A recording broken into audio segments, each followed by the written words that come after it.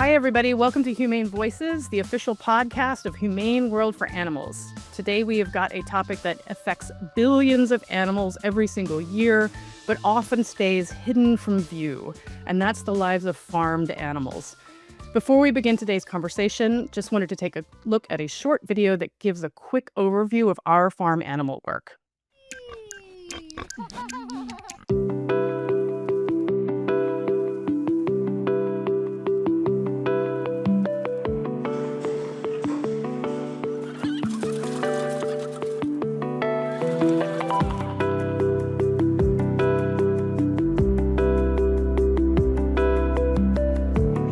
All of this would be at serious risk.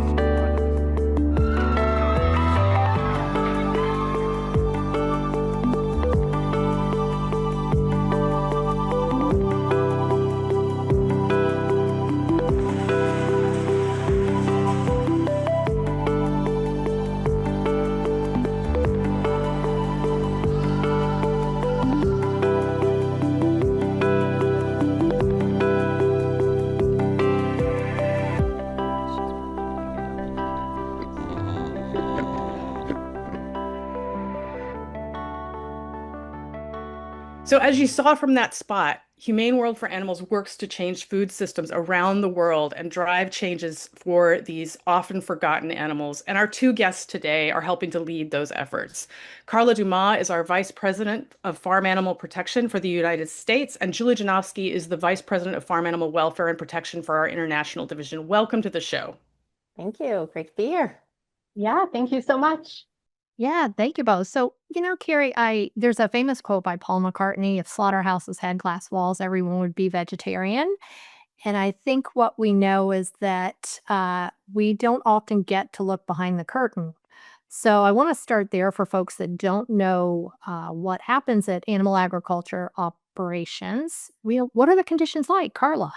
Yeah, Kelly, I'm happy to jump in, and Julie, please feel free and add anything additional that I may miss. But certainly starting things off, thinking about hens raised in conventional egg farms, they spend the majority of their lives confined to a space barely larger than their own bodies.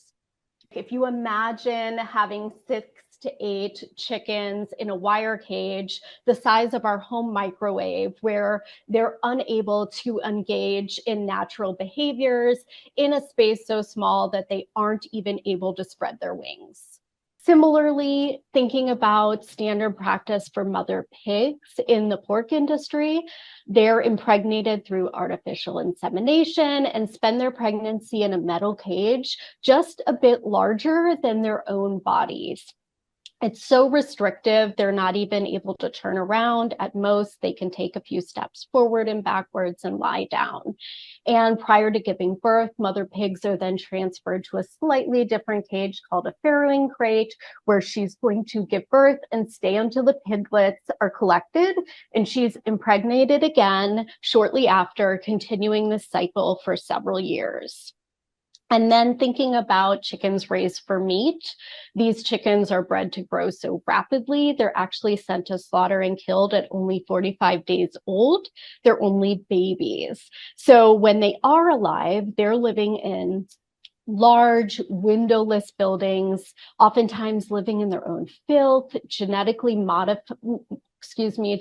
manipulated to grow so fast that their legs oftentimes can no longer hold their massive bodies, and they lay immobile. And the best imagery that I want to use and has been used to think about this is, imagine a human baby being only a few months old and already weighing over 100 pounds. That's what's happening for chickens raised for meat. So thanks, Carla. And so, Julie, she explained the conditions that exist there. And since we can't see into these facilities, what are some common misconceptions that people have about what takes place at these operations? I think the biggest one that we continue to battle with is just this concept that these animals are out on the range, that they have lives. They're on a beautiful farm, they're walking around, they're engaging in natural behaviors. And as Carla just said, we really don't see that. It's a tremendous myth. I think we want to believe that that's what's happening. And globally, that's the case. Various formats around the world, you're seeing animals being turned into machines more and more and more.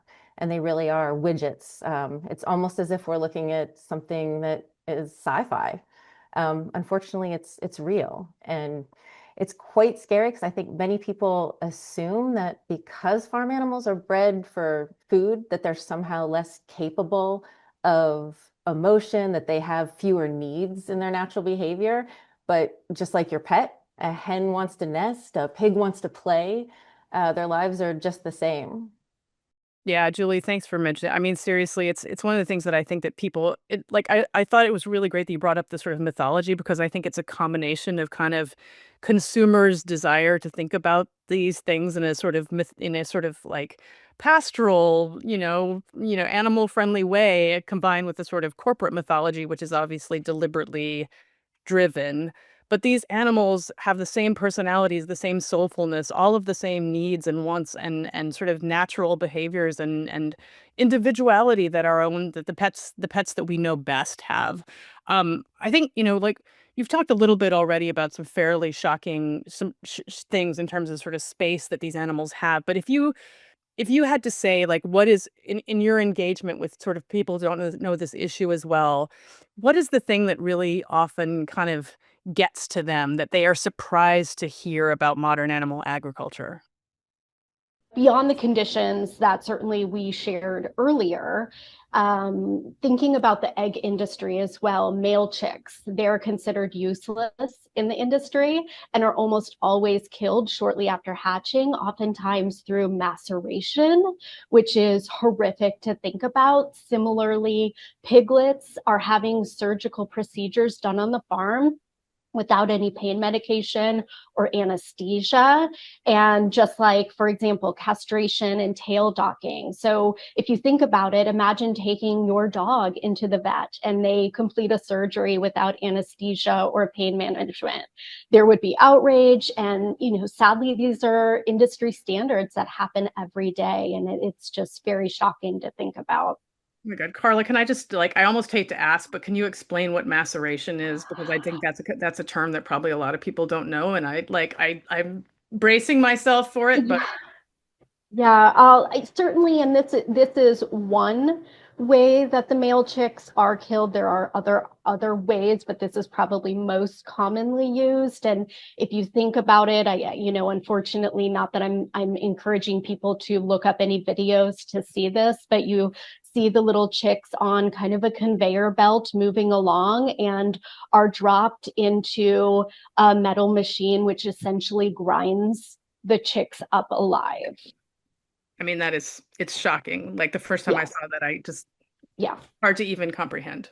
So, Carla, thank you. Those are just really hideous details that I think, I think they can't help but move anyone who cares about animals. And so, as an organization that's devoted to ending sort of animal cruelty and suffering everywhere we work, can you talk a little bit, both of you, about how Humane World for Animals approaches this issue? Because we have kind of a two-pronged approach that I think is important to delineate. Yeah, absolutely. We really look at this. I think the one thing we haven't mentioned much of, other than in the introduction, is the sheer magnitude of this industry. So we have several strategies that we use to get at it, and that magnitude is nearly 95 billion animals, land animals only, kept and killed every year globally for our food supply. So it's hard to even imagine that. So we've got a system that is really entrenched. It is global. We see this around the world. In the United States, we have exported so many of the different confinement types of housing for animals, the different techniques. It's around the world. There are some economies where it's growing a little bit, where we have a chance to try to stem the tide of factory farming. But in most countries, it's pretty much taken hold. So we have a two-pronged approach on how we deal with it. One is we need to make life better for the animals that are on farms now and sadly for the foreseeable future. We need to really minimize the pain and suffering that they're feeling and put them in a place where they can actually have a life worth living. The second part of this is to just stem the growth and even reduce the number of animals that ever have to go into this system. Mhm. So we do this by looking and promoting different plant-based solutions, making our global food system a lot more plant-forward. And thankfully, if I think about the plant-based foods that were available 30 years ago, it was a little bit harder in some countries. Now, in most countries, it's dramatically easier and it tastes so good. So we take this two-pronged approach: eliminate, reduce the suffering that's on farm now, and reduce the sheer number of animals that are being kept and produced for animal agriculture going forward. So, Julie, share a little bit about how the treatment of animals differs from farm to farm and in different countries. Oh, well, from farm to farm, it's kind of tough to really lay out a farm to farm difference. But if we look at the US, Canada, Mexico, Brazil, South Africa, the European Union, Malaysia, Thailand, Vietnam, and for anyone who's not familiar with our work, those are the countries that we have some of our teams on the ground working to help end the suffering for farmed animals. And what we see in those countries are the same things you've heard Carla describe earlier today, which is we're still seeing intensive confinement practices where animals will, hens in particular, hens, ducks, mother pigs in the pork industry, where they live essentially a life of confinement, where they do not get out of cages or crates. Can take maybe a step forward, a step backward. If they're lucky, they get to spread their limbs, their wings a little bit. But typically what we see around the world is not a lot of variation in how things are done, and very few farm animal laws that actually pertain to the welfare of farmed animals.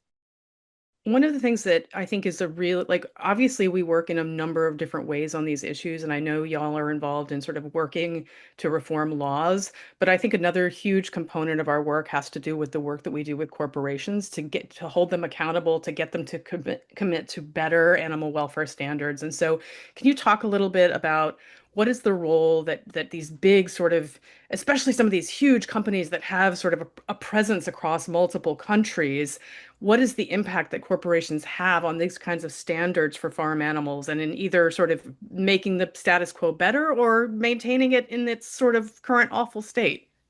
Yeah, I'm happy to jump in. And Julie, if you want to add any examples or additions here, certainly thinking about the largest food service conglomerates, corporations within the food industry can influence this topic greatly. So certainly thinking about globally, we've convinced the largest corporations to set commitments eliminating cages and crates from their supply chain.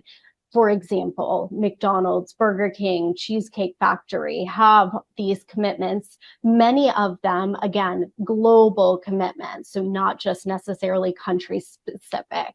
And certainly in many cases, what we've seen is that companies that are best on welfare reforms are also best on offering plant-based foods. I will speak to, in the US, Whole Foods and Sprouts, leading grocers in animal welfare and leading grocers when it comes to plant-based foods. Within the food service industry in the US, we have gotten animal welfare commitments and plant-based pledges with some of the largest food service management companies like Compass Group, Aramark, Sodexo, who are contracted to provide dining services to thousands of colleges and universities, K-12 schools, hospitals, stadiums, and more. And Julie, I don't know if you wanted to touch on anything additional. Sure. You did a great job of covering the multinationals that we're working with who have made commitments to try to improve their supply chains, at least improve life for animals that are in their supply chains. Adding on with just the number of companies and the types of institutions we work with to adopt some modest changes also toward a little bit more of a plant-forward world. We do that in all the countries we work in as well. Brazil in particular is one where we work directly with school districts. And that's enabling us to change millions upon millions of meals.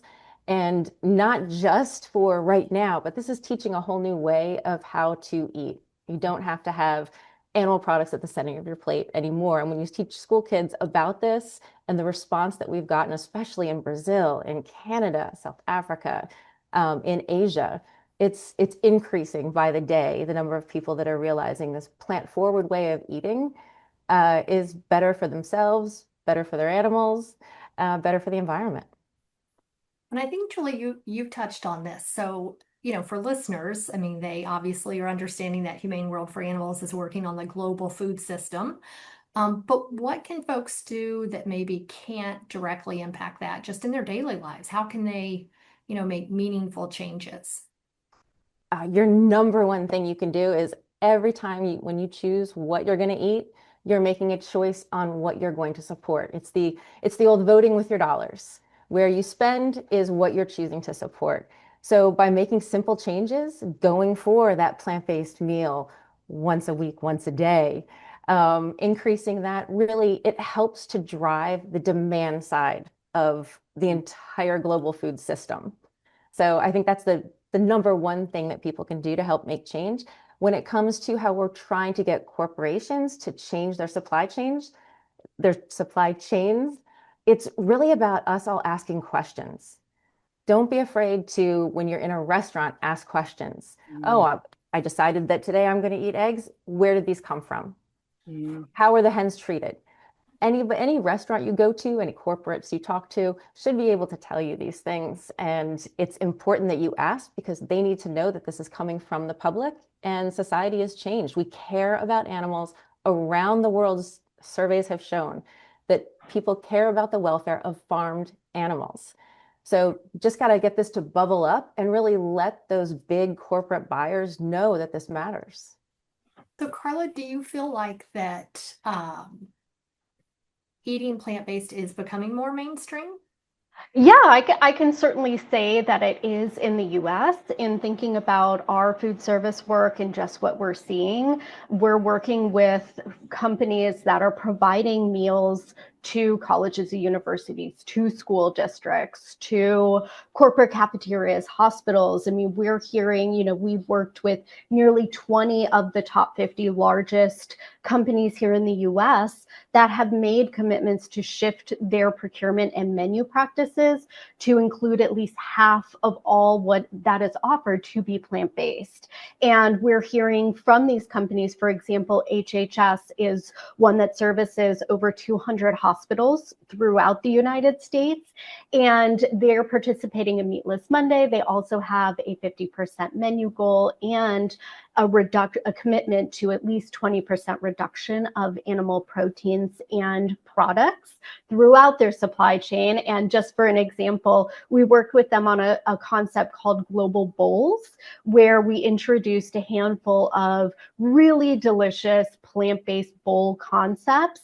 And these were featured over a year ago. And when they were featured in places that maybe we didn't necessarily think, or HHS didn't think would be as receptive to those offerings, it was a bowl that included tempeh, and it was featured particularly in one hospital in Alaska, and it sold out before meal service was even done. So that was a story that they shared because they were so surprised and excited. So that's just one story that we've heard in seeing that it very much is something that people are looking for, interested in, and demanding. And from our perspective, it is really focusing on the food. If you're making really beautiful, satiating, delicious food, people are going to want to try it and continue to do so. That's great, Carla. Thank you. And just in terms of those choices that people can make, one of the things that I think is sometimes tricky is that there is in your average trip to the grocery store, right? There's so much language that is on the different products that we consume, some of which is regulated, some of which is just marketing puffery. And so I thought we would take a second right now to just watch a little video about how egg labeling works in the United States, especially. It's one of those things where some of the language you'll see has a meaning and some of it is really not saying much at all. So hopefully this will help when next time you're at the grocery store, if you're thinking about buying eggs, keep these in mind. Confused by egg carton labels? Here's how to understand them. When shopping, choose cartons that at least say cage-free. This means hens aren't raised in cages and have space to move around and nest, but they're still indoors. Labels like free-range, organic, or pasture-raised mean further improvements, like actual access to the outside. but to varying degrees. Labels like farm fresh, natural, no hormones, or no antibiotics are basically meaningless unless paired with the labels we previously mentioned. If you don't see cage-free, organic, pasture-raised, or free-range, the hens are most certainly crammed into cruel wire cages, unable to even spread their wings. The most humane option is to choose delicious plant-based alternatives. Check out plant-based recipes online and ask your local grocery store for egg alternatives if they don't already carry them. So we talked a little bit about the industry, and I was wondering share a little bit about some of your successes or how that they are responding to increasing transparency so consumers do know what in fact they're getting, and how are they responding to improve animal welfare? So it varies around the world. We have some corporates who really do want to get behind this. For instance, Barilla, you might see in the aisles of your grocery store. They're a company that really jumped in and wanted to do a lot on cage-free. But you may find other companies that are a little bit slower. There's some that made pledges that they were going to get rid of any supply that came from caged hens, for instance. They had a long time to do it, but failed to actually make plans to do it, failed to budget for it. So one of the things that we're doing to help drive more success and get the companies moving forward is we work with not just the corporates who have made these commitments, but we also work with producers, hand in hand with producers, so that we can help teach them, get the expertise they need so they can learn how to do cage-free systems, so they can do higher welfare. We've seen hundreds of thousands of animals now transitioned over to cage-free conditions. Obviously, it would be lovely. I would hope in one day we will get to a place where animals do not need to be farmed like this at all. Right now, what we are trying the best to do is reduce their suffering. And we're seeing that done with the producers by enabling farmers to make that transition. One of the other things I did not mention that I'd like to mention, though, is we've done a lot to work with financial institutions. So you want to find the root of some of the problems in the world, look to where the money is spent, right? So looking at financial institutions, they fund so much of the global system of animal agriculture. So we now work with those, your private banks, even your public banks, to teach them about the risks associated with factory farming and with industrial animal agriculture, which increases risk of disease. It increases our environmental impacts. Poor welfare alone, I don't think most of the people who are watching this or listening to this podcast right now would be okay with any of the treatment of confining these animals into tiny cages and crates. That's a bad reputational risk for companies that said they were going to stop promoting that type of agriculture. So financial institutions are a key in the work that we're doing, and that's been really successful in seeing more and more of these institutions with great curiosity, and investors really looking with great curiosity about, okay, wait a minute, this seems pretty important. What is happening here on farm? What can we do to make things better? So I think that's a slew of victories that we're having around the world because we're seeing how connected all of the companies are, financial institutions, even producers. So Carla, then not paying attention to humane treatment and animal welfare, is that bad for business? Yeah, I mean, I think as Julie referenced, certainly that is something that we're continuing to see. And, speaking of this as well, touching on part of the corporate side of it, and when individuals are brought into really understanding how farmed animals live, they don't want that, and they can use their voice, and they have certainly supported many of the efforts with Humane World and other organizations, even from a legislative side as well. So certainly we have been instrumental in passing transformational legislation in 15 states here in the United States that makes the use of battery cages and gestation crates illegal. And that would not have happened without individuals coming together and voting that this is something that we don't want to have happen. And certainly, for example, California's Proposition 12 and Massachusetts Question 3. And It does impact the industry immensely. Here in the US, just 10 years ago, over 99% of hens in the US were raised in battery cages. But thanks to what we just talked about and consumers that are demanding for these kind of laws or for corporations to have higher welfare procurement practices, nearly 45% of egg-laying hens in the US are now cage-free. We're talking about protections for over 100 million hens. Mm, And that's because of those changes directly to the industry. that's massive. Yeah. So one thing I wanted to ask, so this is not a universal thing, but I think in the United States especially, and in a lot of other industrialized countries, one of the things we see is that, the transition of where people live from largely rural areas into sort of more urban, suburban areas. And it means that a lot of us never encounter these animals directly. Like we don't understand them. We don't know who they are as beings. And so I was hoping you could tell us a little bit about, like, have you had any personal encounters with farmed animals that really sort of opened your eyes or made you think about them in a new way and sort of highlighted their unique individuality? I'm happy to jump in with one, although once I start talking about one of these, it's hard to get me to stop talking about her, so I'll put that out there first. Um, Early on, used to do a lot of work on my dad's farm, so of course I had unique experiences with all of the animals that he had on his farm. I will say one animal that has really stood out to me outside of being on the farm in particular is I was able to be a responder to a disaster in Iowa where there was immense flooding.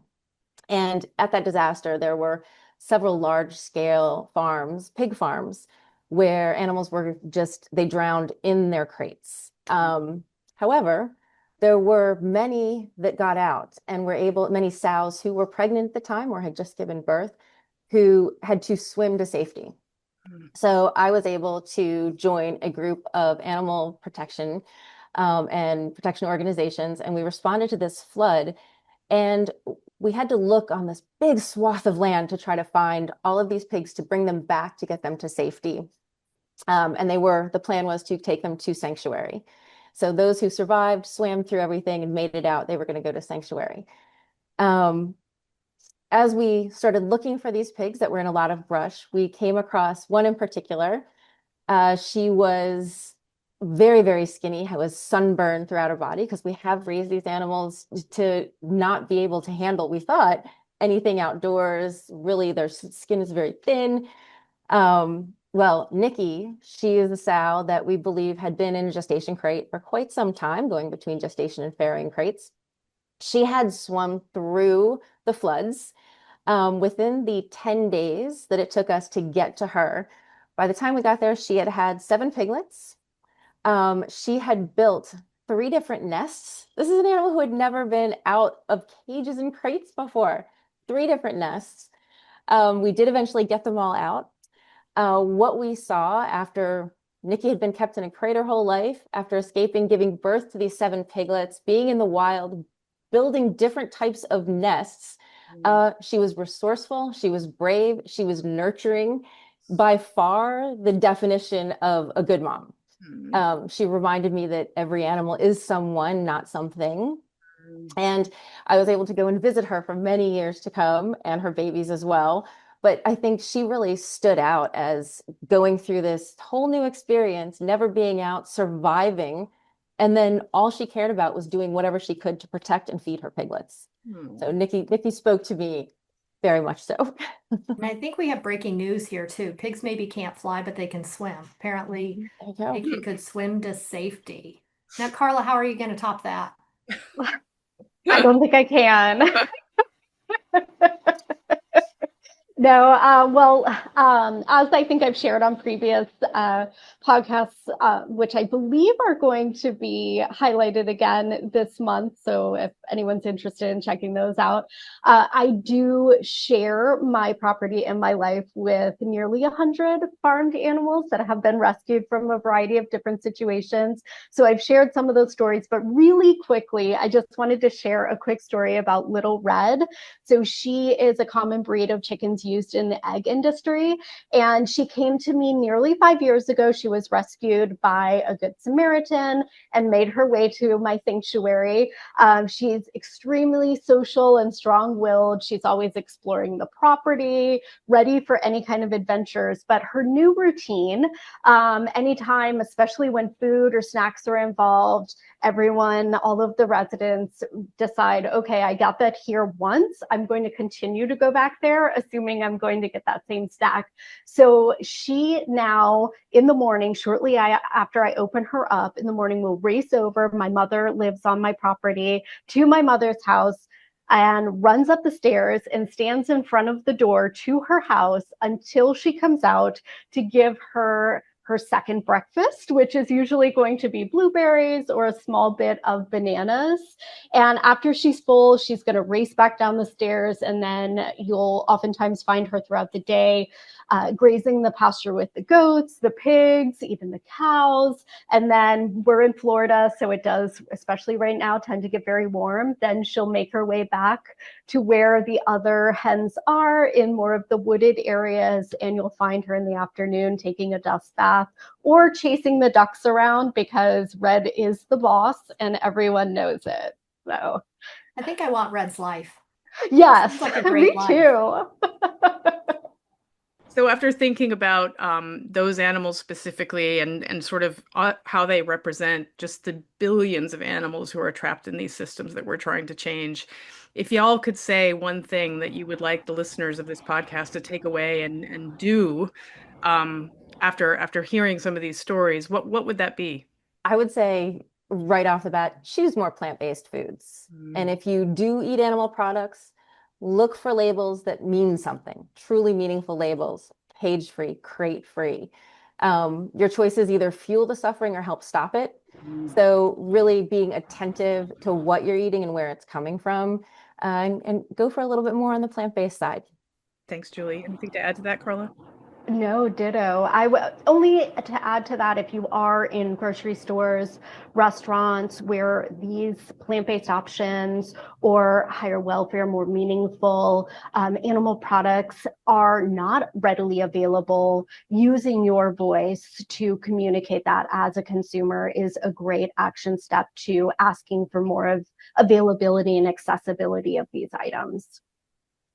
Thanks, Carla. That's terrific. Y'all, thank you so much. This has been a really great overview of this incredible issue. I mean, there's so much that needs to change. I think it's one of those issues that becomes that if you get sort of lost in the numbers, it can feel really overwhelming. And so I think we really appreciate having you break it down and making it seem like something that we all have these personal choices that we can make little impacts on. So, thank you so much for being here, for the incredible information. We'll be back with another episode soon. And I think on our way out, we will watch a little video again that will capture the overall way that we're trying to take on this work. And we'd love to have everybody's support in not only the sort of choices you're making at home, but in helping us drive the work forward. Thanks so much.